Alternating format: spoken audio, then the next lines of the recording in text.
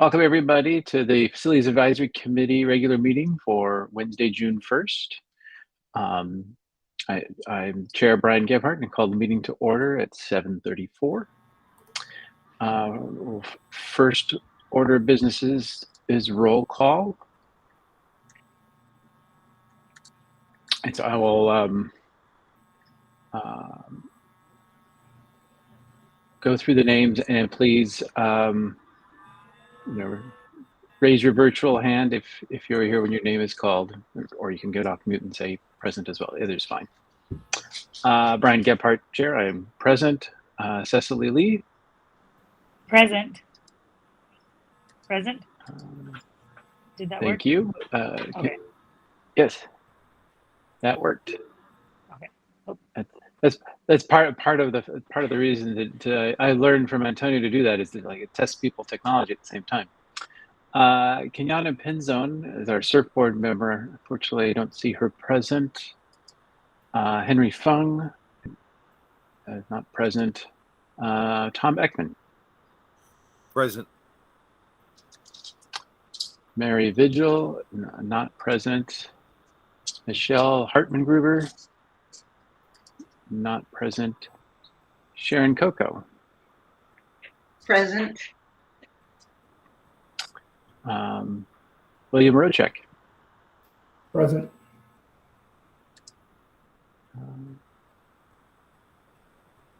Robert Ho. He's not present. He did send a note that he may or may not be able to make it this evening. Jennifer Parker. Let's see her present. Jennifer Aochi. Present. And Bobby Perry. Present. And I see we also have Diane Jones on the call, one of our board trustees. Yes, and I'm here. I don't count you for quorum, I don't think, per the bylaws. But so if my count's right, we are 7, so we don't have quorum. Call this is a official meeting, which just means we can't take action, but we can still continue with informational business.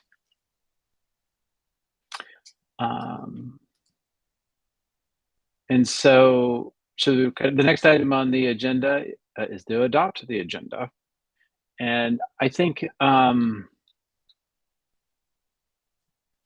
mean, the protocol I'm following here may or may not be 100% correct, given we don't have quorum. But regardless, I think it's healthy to get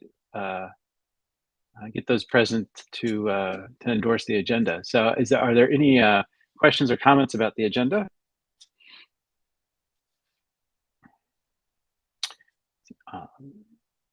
Hearing none, then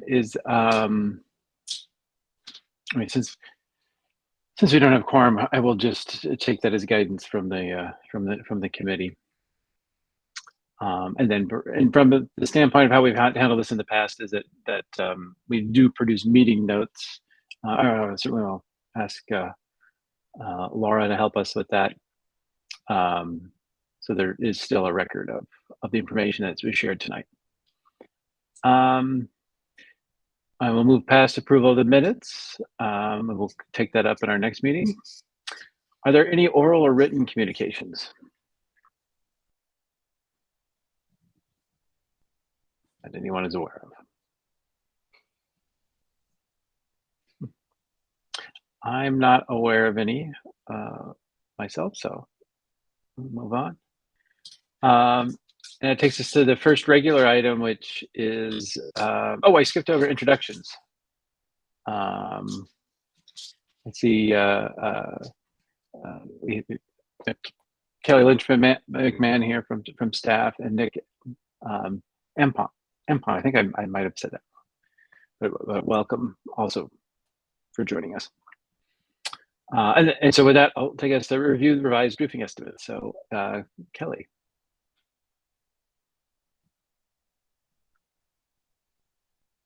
Do you have an update on that?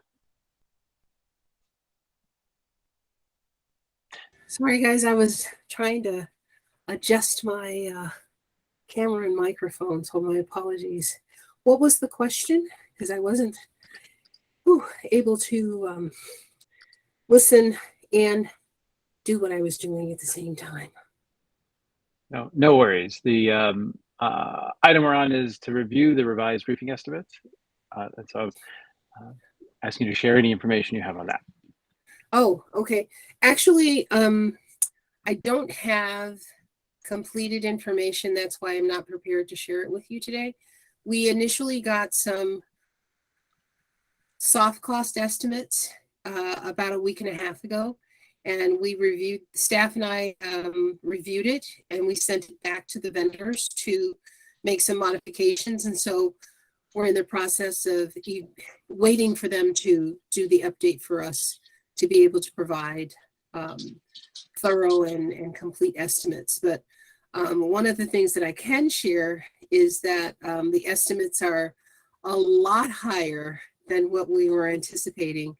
And it's actually it's disheartening because, you know, it just goes back to what's happening in the news where they talk about inflation and just the rising cost of everything. But it's just very sad that, you know, we have to be in the place that we're in where everything is just so ridiculously expensive. And, you know, just 6 months ago, it was the same product for a different price. And we have to, you know, as they say, squeeze water from the rock to make it work. So as I said, we're working with the vendors to complete their numbers and be as thorough as possible. And then we'll be ready to share that information with you guys. But it's still in progress. So I apologize for not having more information for you guys.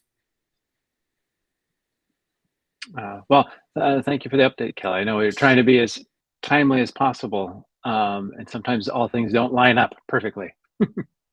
The follow-up question, though, and if there are other follow-up questions, please raise your virtual hand as well. But one of the follow-up questions I had was from a process standpoint, I believe.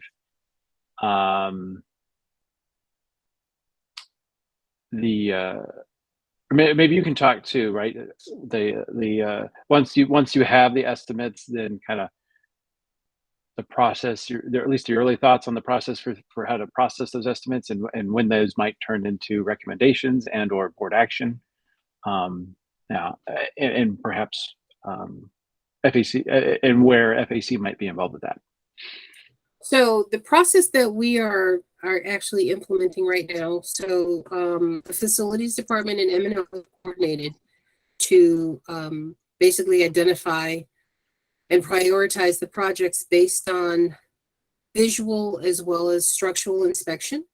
And we have come to an agreement on which ones need to be addressed immediately versus those that have a little bit more life cycle in them that can kind of wait another year or so. We have both agreed upon the vendors that we sought to get estimates from. So we're looking at actually 3 different ones, Trimco, Garland, and there's another company called Insight that does commercial roofing and schools and things like that. And so they are the ones who are preparing and evaluating all of those district sites and giving us cost estimates as well as their roofing system ranking of like really bad replace now to, hey, you have a little more life cycle to, hey, this is in really good shape and you have another 5-7 years or whatever. So we're also evaluating the information they give back to us. Something that needs to be replaced immediately. And when those two things kind of come together and match, then that goes on the priority list of, hey, this needs to be addressed right away. The other thing that's looked at is the cost and how significant the replacement is. So some buildings might just need to have their membranes changed and some new material, while others, we may have to go all the way down to the structural support system and actually replace it as well, which means we have to take everything off, pull off all the plywood sheathing, and in some instances actually look at the structural members that are supporting the roof and do replacements or repairs on those in addition to replacing the roof. And those all are being evaluated and ranked according to impact to how that will impact that particular site for operation and instruction, as well as safety. And so once those kinds of things are evaluated, they're put on the list. We then are going to present that information to the cabinet and have a discussion with the superintendent and the associate superintendent to determine, what their next steps will direct us to. And that will then be brought forth to you guys as well as to the board to have discussion and potentially make a decision on. Thank you.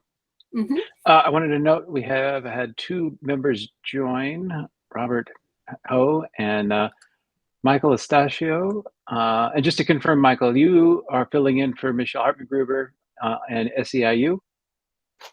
Yes, that is correct. Welcome. I'm so glad both of you guys could join. We are now at quorum, so we can take actions tonight. So are there any other questions? Regarding the item we're on now, review revised roofing estimates, which estimates aren't available tonight, so we will agendize that at our September meeting, when presumably they will be available. But are there any other general questions people had on this item before we move on?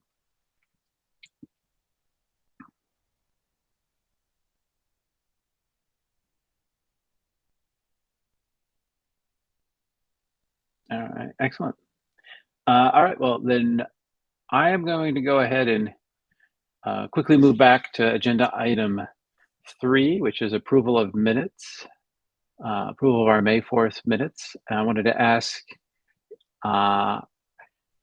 is there any discussion or questions about the minutes that I've shared with the committee? And if not, I definitely entertain a motion to approve the minutes.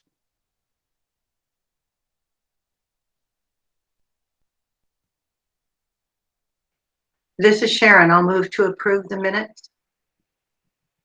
Thank you, Sharon. Is there a second? This is Mike. I'll second it. Thank you. Please all either raise your virtual hand or say aye if you approve. All right. Please lower your virtual hand. Please raise your virtual hand if you do not approve. All right, seeing no nays, motion carries, minutes are approved. That takes us back to agenda item, jumping back to where we left off, will be agenda item number 6, is the long range facilities plan update, the overview and process, regarding the overview and process for this update.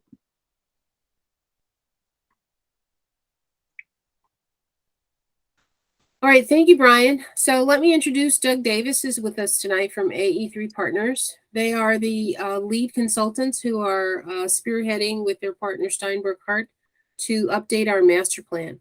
So with that, Doug has been in the industry for a really long time. I won't age you, Doug, so I won't say how long it's been, but he's got 20 plus years of experience in doing this, and partnered with Steinberg Hart. They're one of the best in of process and information, and so their firm went through a exhaustive interview process, and they were chosen based on skill level of the team.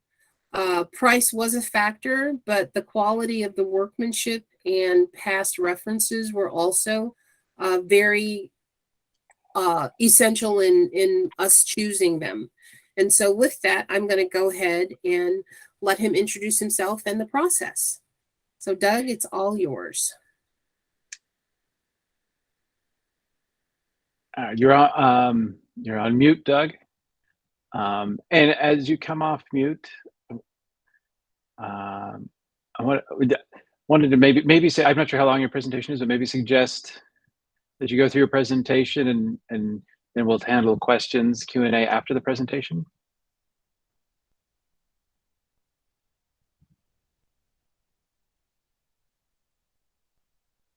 Okay, I'm sorry about that. I had to dig back the window to find the mic button there to turn it on. So can folks hear me now?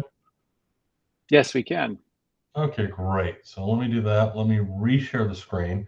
My presentation, I don't think it's been that long. I think it'll be under 10 minutes if that works with committee. So let me do this. Let me go to the second screen. Okay, can folks see my screen? Yes, I can see it now.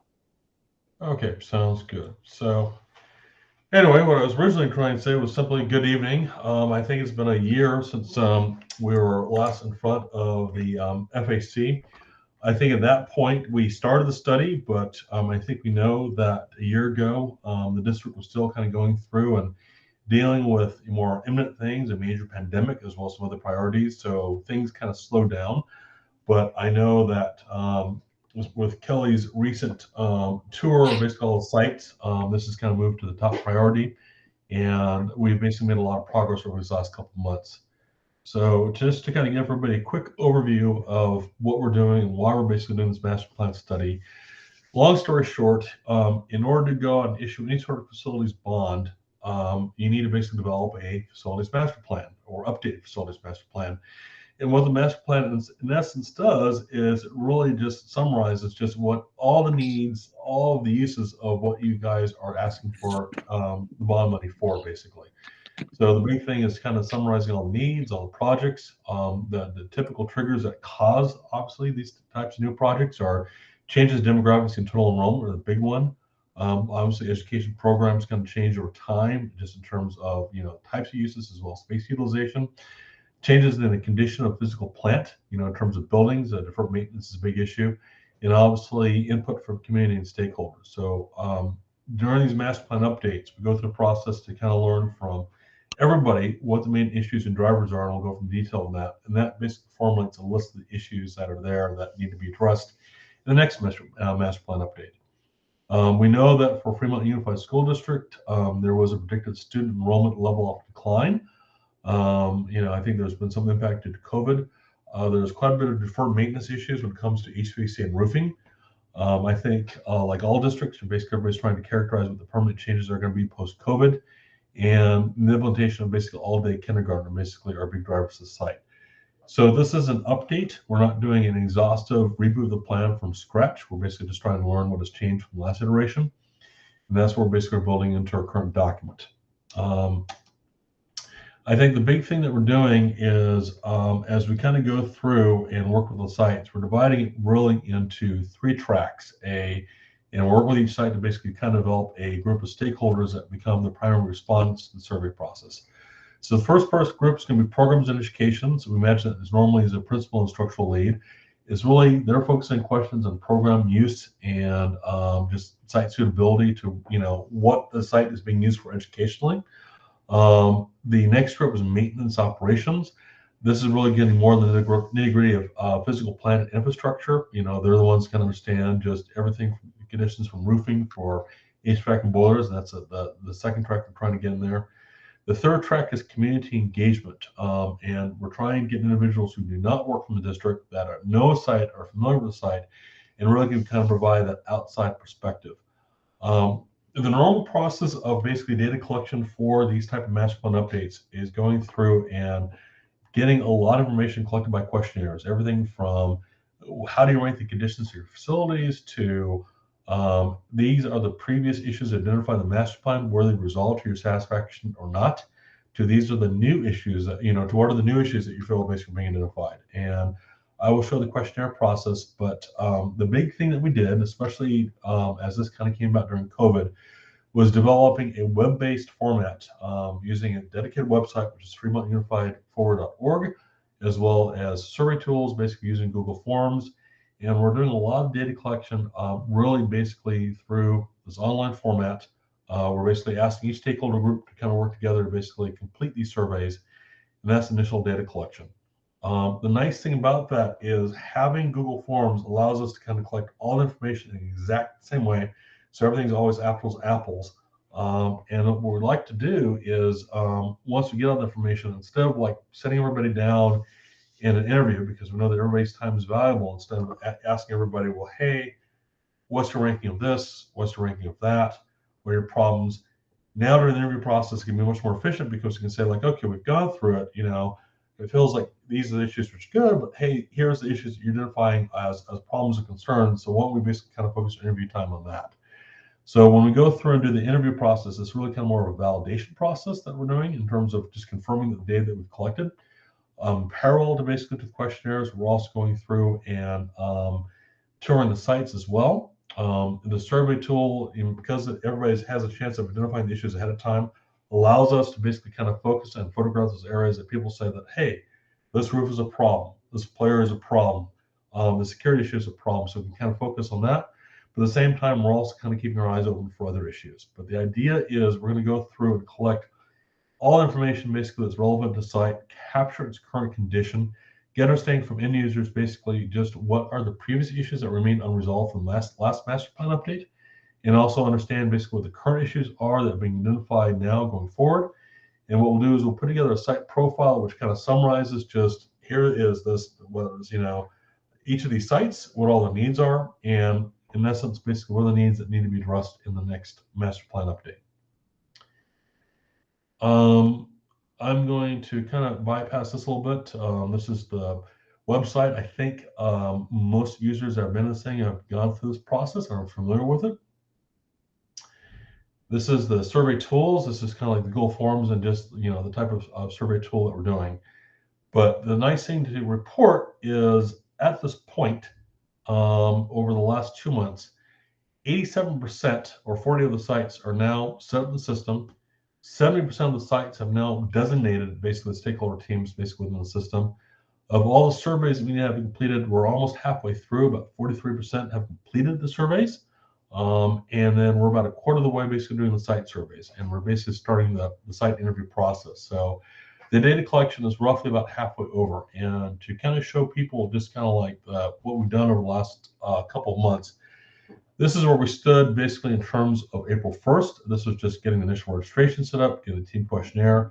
We had some people basically getting the surveys done, but over this last month, this is basically the difference between this last 2 months ago and where we stand currently in terms of site surveys. Actually, we've gone a little bit beyond that. So we are getting a lot of engagement and really moving forward basically with the data collection from all the sites. So once all the Google Forms are completed and we get some survey results in, this is how we see the data essentially from our end. In terms of like the general rankings of information, it comes across to us in a color-coded format. So everything that's on the more positive side is green. Everything is basically, which is more questionable, kind of comes out in yellow and reds. That allows us to kind of really kind of hone in and kind of find out what items we need to kind of ask more questions about. The nice thing is that because we have these 3 tracks, we correlate the data between what education programs might be saying, what maintenance and operations saying, community.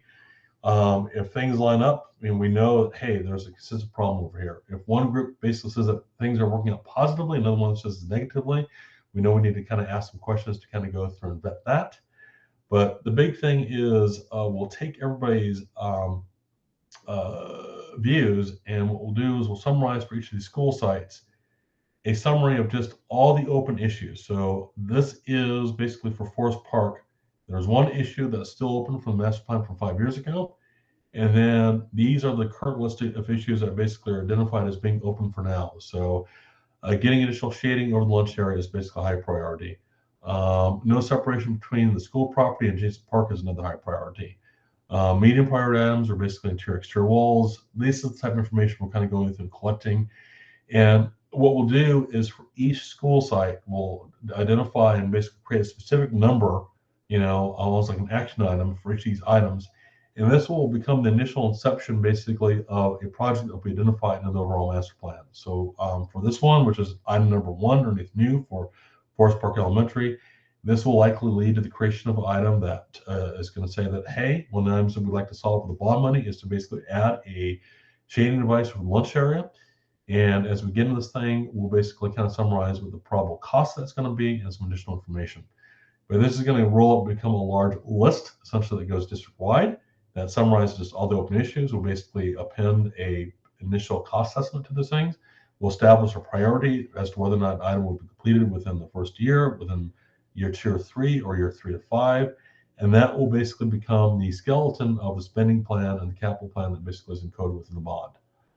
The other things that we're collecting along the way is we're working with sites to kind of go through an update and understand how sites are being used.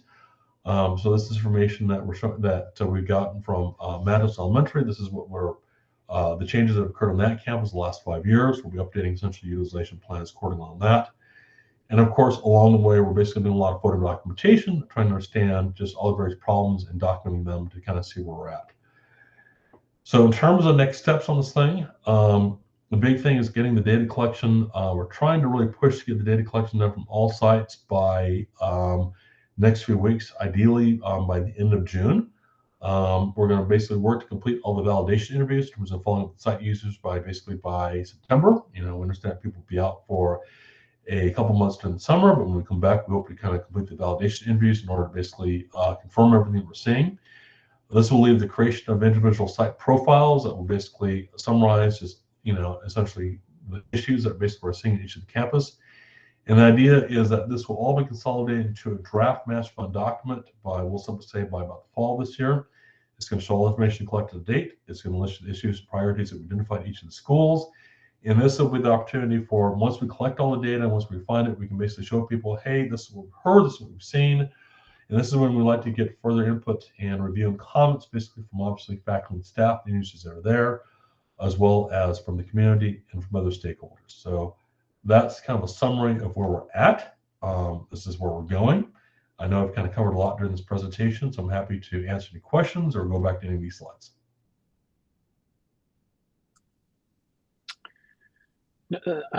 Thank you, Doug. This has been very helpful. I'm going to ask one question and then open it up to the rest of the committee. Can you comment on where this committee, or kind of your current thinking on where this committee can support this effort and be involved in this effort? I think once we kind of go through and develop the draft document, we are literally in raw data collection. We're basically trying to find people, trying to find out from everybody through this process. How do you rank things? What do you feel the problems are?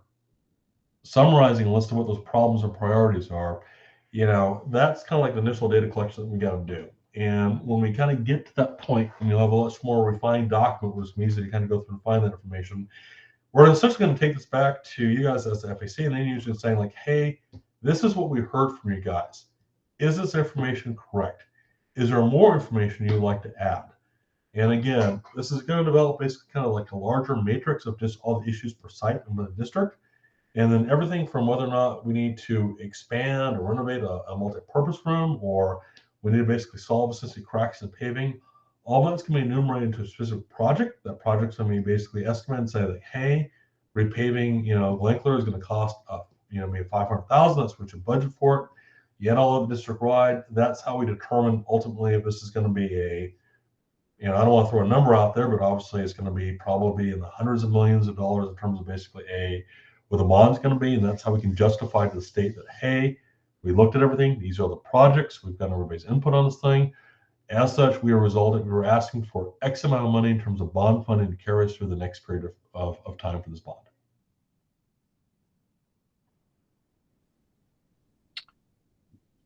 Thank you. I think, I definitely want to be thoughtful about how we do that. Yep. Because I think, and I definitely want to hear from the rest of the committee on their thoughts about our involvement as well.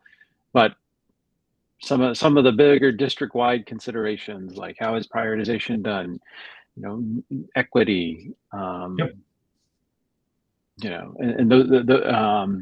And those sorts of things, I think, is where where a group like ours can be most helpful.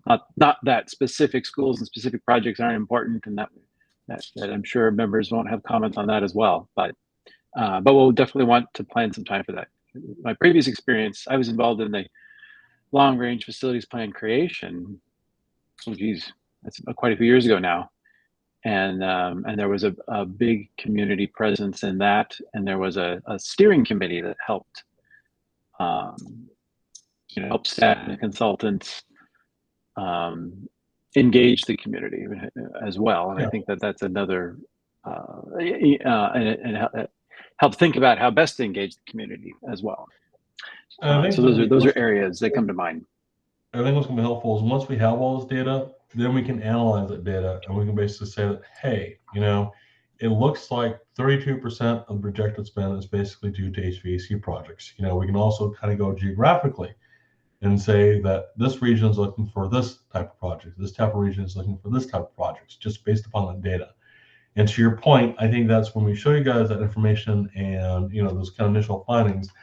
That's when I think we definitely want to get your help in terms of kind of going through and prioritizing. We're asking the end users obviously what their thoughts and priorities are, and that's helpful to kind of like initially scope out like, okay, this is kind of in terms of triage. But obviously, if in terms of a social equity issue, or in terms of, hey, this group of schools got recent attention, others did not. These are things I think we'll be looking for a committee in terms of kind of understanding how to better prioritize that and to basically develop the overall spending planning. But basically, we're trying to find out right now just what everybody believes all the issues are. And then as we kind of summarize what those issues, we can kind of characterize what those type of issues are, where they're occurring, how those people feel the priority, and we can data mine the heck out of it to kind of figure out how do we map that into a workable plan that kind of solves the district priorities. Excellent. And I think it's a good time to note that FAC has produced kind of a facilities goals document that would probably be good for you to look at as well as and that we've submitted to the board for consideration. So that'll be helpful as well. Let me open it up to questions from the rest of the committee. Bobby. Yes, I had a question regarding the collection of the data and the collection of the information. Yes. What's being done to assist the schools that or prod the schools along that haven't responded? We're reaching out to them. I mean, honestly, the school sites that have yet to respond are ones that basically Kelly and I are actually kind of going this afternoon. Have a principal in transition typically has been one issue. Our sites that, for example, like, Tech Stadium don't necessarily have a specific champion, so we're basically finding from facilities, but I would say that engagement has been relatively high at this point. So I think, we're not ready to kind of go through and flag and call out schools. Most people have been involved in the process and been participating. And I think we give about another month or so, I think we'll be able to kind of say that, hey, we're at the 75, 80% point. And then maybe that point where it's going to make sense to kind of say, hey, these are the schools that we're going to need some assistance from whether it be this committee or basically from facilities. Okay, and that was going to be my next question, is just from a district or this facility or this committee, is there assistance that you will need to get? Because I'd like to see everybody, to the extent that they can. I couldn't really read the schools, but it was too small. My eyesight's not very good, and not all them out here, but I mean, I just wanted to make sure that we make every effort to make sure that everybody gets a chance to respond. And Absolutely. It's a tough time of year because it's school year end. Yeah. I'm sure that's part of it, but then we're going to go into summer, and then it's going to be the beginning of the school year. And so I don't know that there's ever an ideal time. And so I just wanted to know if there's anything needed from the district to make sure that we do hear those schools' voices.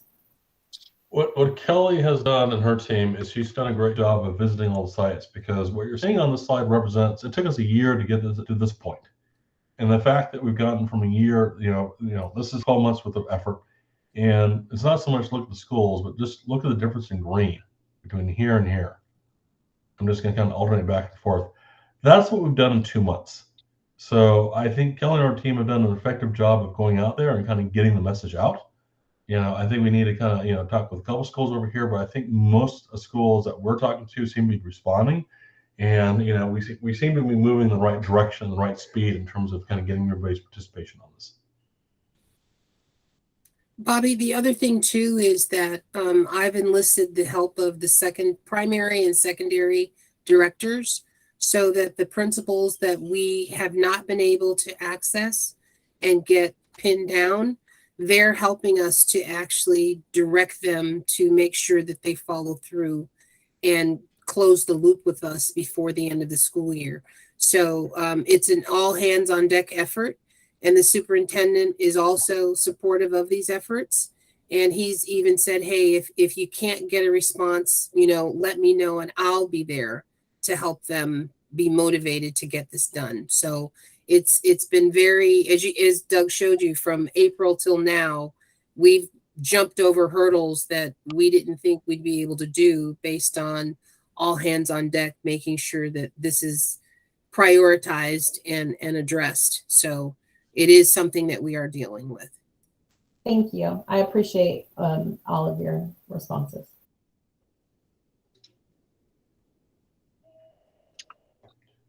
I know Other I covered a lot of questions? data very quickly, and I do apologize for that. I know I talk fast, so I'm happy to go back and revisit anything you guys want.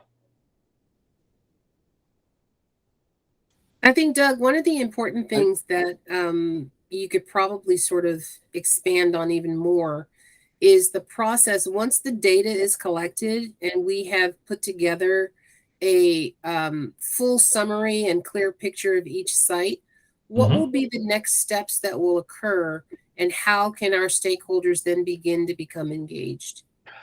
Well, we're definitely want to talk to the stakeholders, because at that point, what we're going to say is, hey, in sitting down with you guys and looking at these questionnaires and talking with you, looking at your site, this is what we've heard. Is this information correct? Is there anything else more you'd like to add to this thing? And I think that's kind of the time for, to folks, whether it be on the site or off site, to kind of look at this thing in order to kind of, from a site-by-site level, really fact check us and say, no, you missed this, you got this, but there's larger consideration. But also, we're going to roll information and basically do a district-wide analysis and just kind of see what sort of trends we're kind of shaping up, which again, I think has kind of more impact on some of the equity questions and general items. And I think, again, you might say, one site might say that, hey, this is a priority for us. But again, if somebody can come back and say that, okay, but as a district, we're going to focus on X projects, type of Y projects, or, hey, you guys got some love and some attention in the last bond measure. We have some other sites that haven't got anything, so we need to kind of rejigger your priorities. That's the type of input we're definitely want to get on the next round. As we look at The other thing too, Doug, that I think is important for folks to know is the three issues that you and I talked about earlier, in that, ed code standards have been modified that we also need to make sure we address and meet and comply with. Second, the post-COVID standards for facilities has also changed. So there's a bit of tweaking that we have to do with regard to that, which will impact how we really address district-wide standards. And then the third thing is the full day kinder that we were talking about, where as we're rolling out our program, we have to really address the needs that process will impact that we hadn't had consideration for when we first started this process. And so those three things have a huge impact financially as well as programmatically district-wide that we will be incorporating and addressing moving forward. So just wanted to make sure you guys those are all good about points. I think the permanent post-COVID changes are going to be huge, and your decision to basically include all-day kindergarten, all sites, is going to be a big, major impact. So we're going to cross our fingers we get our kinder grant.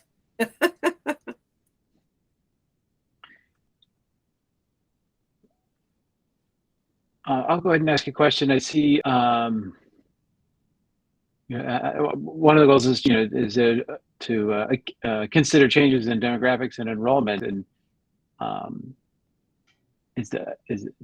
there any early thoughts on how that will be done? So I know that our counterparts of Steinberg want to be interviewing a few key people basically over in the district to talk exactly about that, just in terms of just what the demographic enrollments have been, especially considering that these last 2 years have now kind of created some interesting trends, which are, whether it basically be kind of like the permanent shift from work from home, the great reshuffling, which might be impacting essentially how demographics will be shaping forward in Fremont.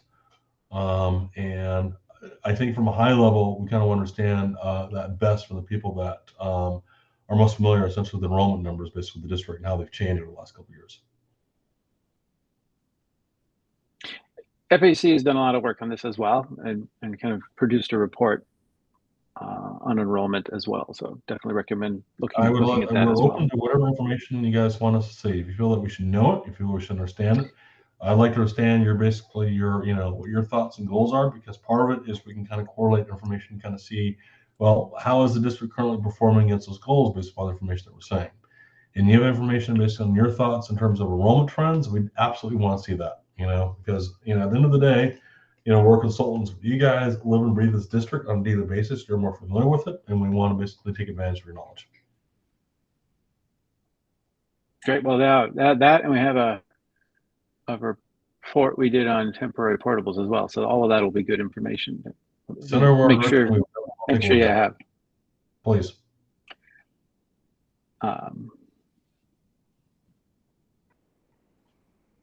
And then if anybody has a question, please raise your virtual hand. But and so I noticed some priorities in some of the work you shared with us, and I was wondering kind of how has the prioritization framework been developed, right? How are the priorities determined? The priority, what we're defining as priority is, and so we should bear in mind that we're asking people initially from the end user side what they feel the priority is. We obviously need to kind of confirm that to, what people feel from district level, but it's a basic triage. High is basically those items that people believe should be addressed basically within the next year. Medium are items that need to be addressed in the next 2 to 3 years. Low to needs to be addressed basically in the next 3 to 5 years. That's the basic framework that we're kind of putting out there. And I think people can kind of get a sense between those 3 buckets where they want things to be at. So that's how we're asking people to kind of give us their initial opinion basically on priority. As we go through and correlate group issues between groups, we will go with the highest priority given. So if one group basically assigns a priority of low, and another one basically assigns a priority of medium, we'll go with medium, in terms of the first pass. So everything you're seeing on this graph is, again, this is how the end users are feeling from the site. But again, we've got to basically now kind of work that overall framework as to whether or not those priorities really make sense for the district. And then, obviously we'll work each site to basically kind of finalize what those priorities are and figure out how they kind of fix in the overall master plan of projects for the district. Gosh, so yeah, these priorities are kind of sites input on priority, but there's a path priority to look at it district wide. We got to look at district wide, yeah, that was one of the challenges as we developed the first plan that led to the priorities that drove the Measure E bond. Yep. Was looking at those themes. It's like, again, the data collection starts at the lowest level, granular. Sites, what do you think? What are your priorities? How do you feel about things from a site-by-site level? But again, that's got to be rolled up, and basically kind of, squared against, the district needs and what the district feels is a priority. But from when you get these initial reports, this is how the site feels that these priorities are.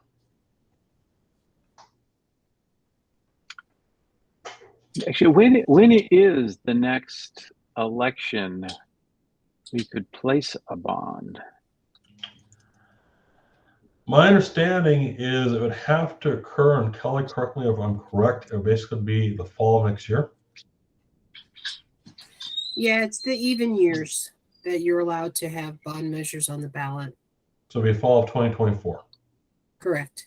So if we're going to go out for a bond, we have to have our paperwork filed with the state no later than February of 2020. 2024. So we have a little bit of time. Diane Jones. Yeah, I just wanted to mention that when we're talking about going out for a bond, we also have to keep in mind that we have a parcel tax expiring soon. And we have to really think about if we are going to put both of those, a bond and a parcel tax, on the same ballot or ballots very close to each other. So I wouldn't necessarily, this hasn't been a board discussion. I don't know how we're going to strategize this.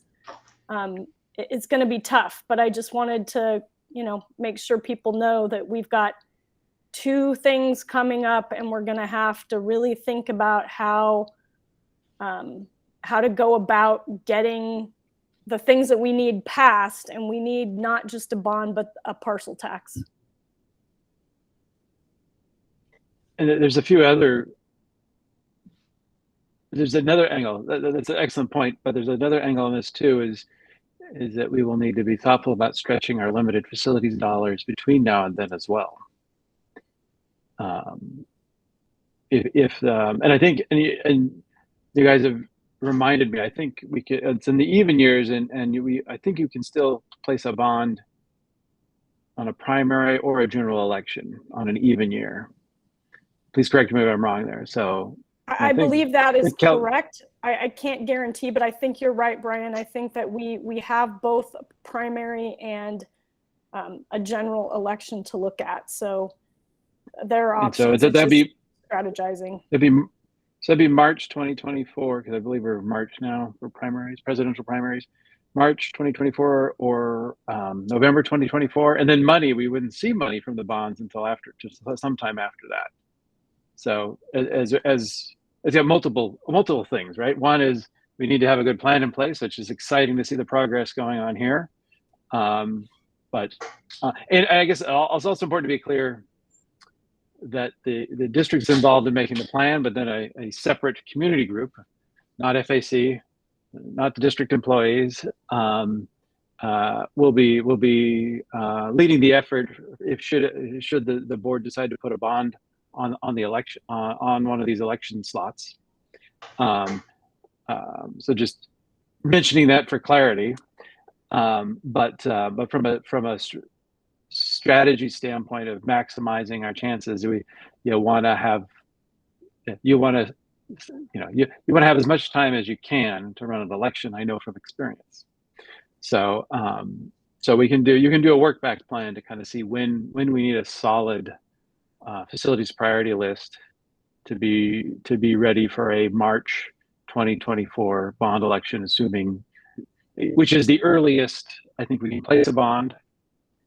And of course, there's also a lot of other considerations, right? We need to make sure we're earning the community support too. But I think it's safe to say that that we will see a lot of need. We saw a lot of need before in the previous master plan. I was only able to address maybe a third of it.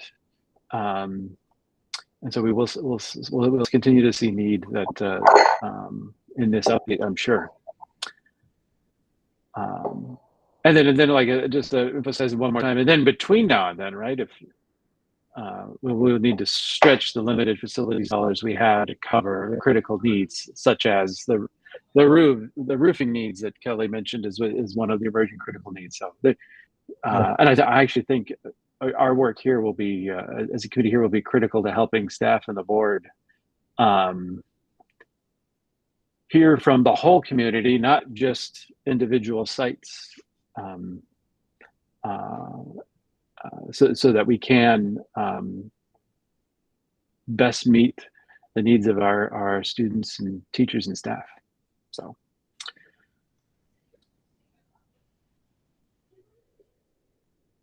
Well, thank you. No, this is fantastic, and I look forward to. And I suggested to Kelly, Doug, that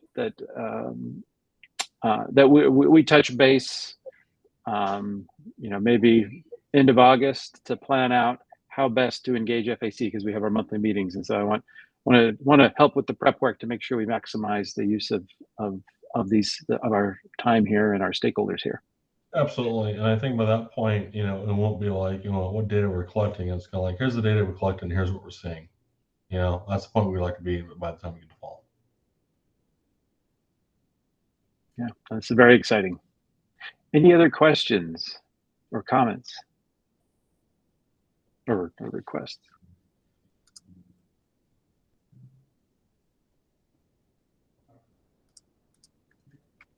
All right. Well, I know it's fast. I know it wasn't going to be that 100% clear. So ask any questions you guys want.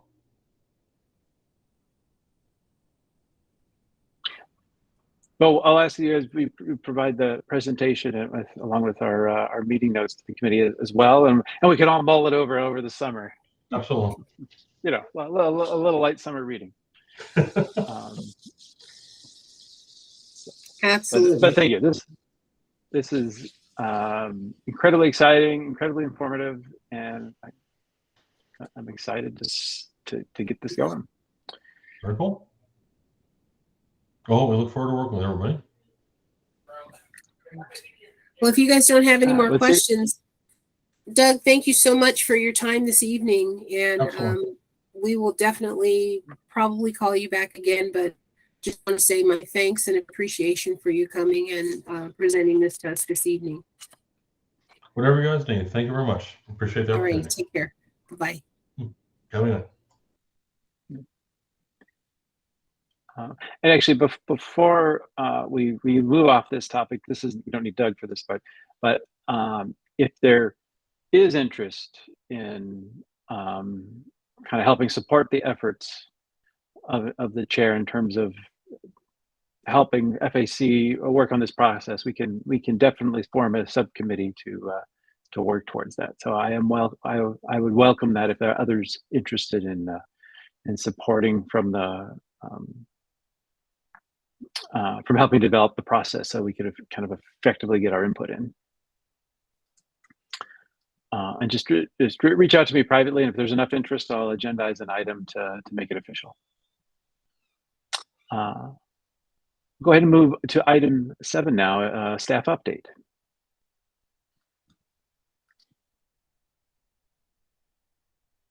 Microphone off. The only staff update I have at this point is that the facilities department is currently advertising for 5 positions. And we will close, I believe, the solicitation of those positions within the next 2 weeks, I believe. We did have one candidate for a construction management position, but they did not move forward after their initial paper screening and review. So that position is back out to, the public for solicitation. The other thing is we do have a new interim associate superintendent, Mr. Bruce Colby. He's been with us for a little over 2 weeks and has been very active and very supportive to staff in executing and supporting our efforts in getting work done. So that's the only staff updates I have at this point that are will impact district-wide activities. Thank you. I think we already know from last time that it's a very busy summer for facilities work as well. That it is. Busier. I was just having a conversation with someone the other day that I have not been this busy since my summer of 1999, when I had 11 projects going all between the months of June to September. And I'm feeling that same way now. But we've got it under control and it'll be great. And I think you guys will be very happy with what happens at the end of the summer. I think you guys will have some very happy students and parents for the various sites that we're having things sort of shifted around and moved to. So not to worry. Well, thank you. We definitely appreciate it. So the next item is subcommittee reports. We currently have no active subcommittees, so but I keep this here as standing item in case we do want to reactivate. And that takes us to item 9, thoughts on future meeting topics. The roofing estimates will come back, and the long-range facilities plan will come back either in September or October, or both. And then on the restroom item, Kelly, if you can remind me, I think if there was anything specific on there. Did we share? I guess it's dated now. I But sent you the last guys restroom stuff? I sent you guys the restroom study. I believe that was done in 2019 when John Swastik was here. That sort of parameters and information hasn't really changed much. With regard to Irvington, so M&O and facilities are in the process of actually looking at permanent bathroom structure to be brought in over the summer for that particular site.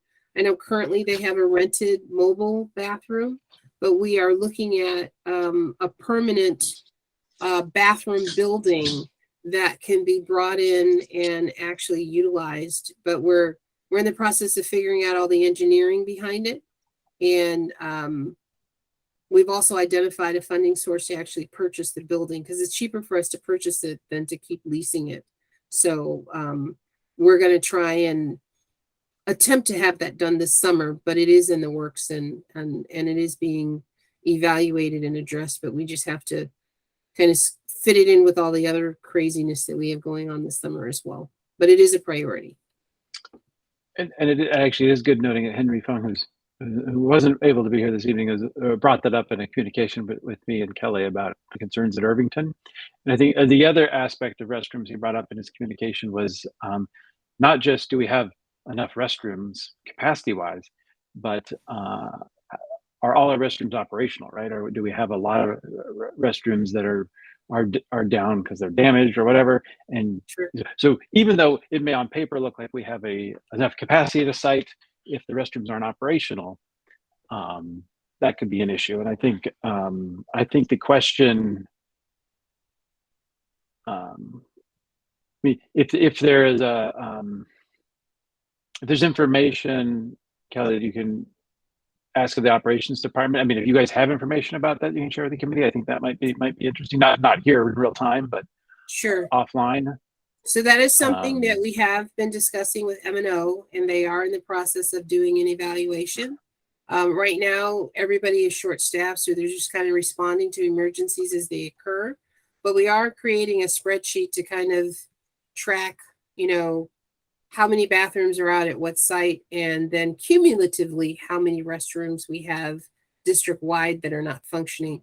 And we're finding that, a lot of them, it's not the actual bathroom itself, but the infrastructure that's associated with those bathrooms and the older facilities that are causing the problem because the piping hasn't been changed in, 25 years, or, in an older school that's more than 40 years old, the original piping is still in place and it's starting to collapse. And so we've got those kinds of issues that we're kind of addressing, and they're infrastructure related, but, you're not going to know it's a problem till it's a problem because you don't physically see it. You just kind of experience it. And so that's kind of what we're trying to figure out how to address. And one of the strategies that we're looking at is getting a GIS mapping company to come and actually map out all of our sanitary sewers and infrastructure so that as we have these kind of emergencies evolve and emerge, we have kind of a roadmap to identify the areas and really track what's been replaced or what needs replacement as these things occur, and will help us and aid us in addressing a lot of the challenges that we have right now. So that's kind of in the works too, but like I said, along the lines of all the other stuff that we've got going on. But the master planning group that you just heard from, they're helping us to also identify those kinds of needs in the process of them updating, the master plan and specifically calling out, infrastructure issues that need to be high prioritized that maybe weren't in the previous master plan at specific sites. Thank you for the update. So it seems like the right time to bring this back to FAC is after some of the master plan analysis is done and after some of the M&O analysis is done. So Correct. Well, Correct.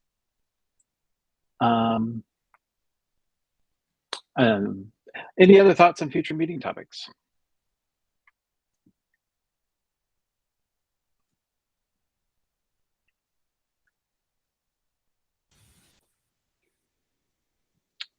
All right.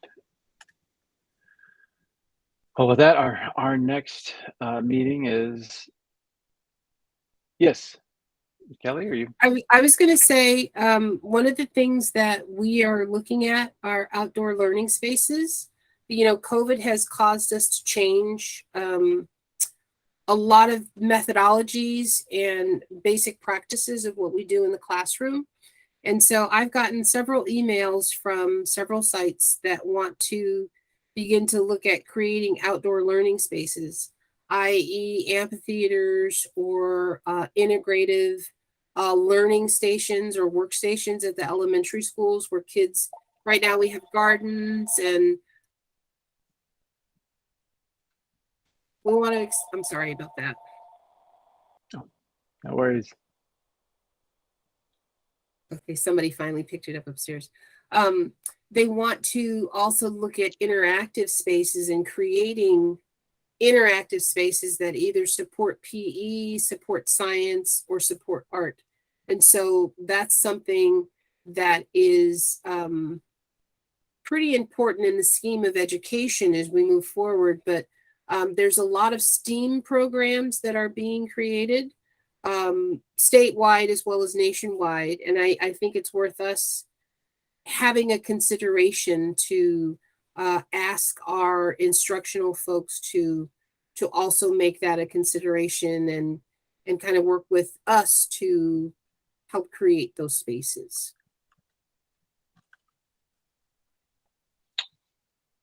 I like that. What do you have a thought around the scope? Is there, is there a someone who would give us an overview of the type of program stuff to educate back, or Sure. what are you thinking of the scope is? We are currently engaged with PBK, which is a design firm / development firm that deals with educational programming and outdoor spaces. So they are assisting us on our full day kindergarten grant program that we've applied for. And one of the things that they specialize in specifically is the outdoor learning spaces. And so as part of our baby steps to go in this direction is we've asked them to look at our kinder spaces and figure out what new innovative things that we can do with the existing spaces.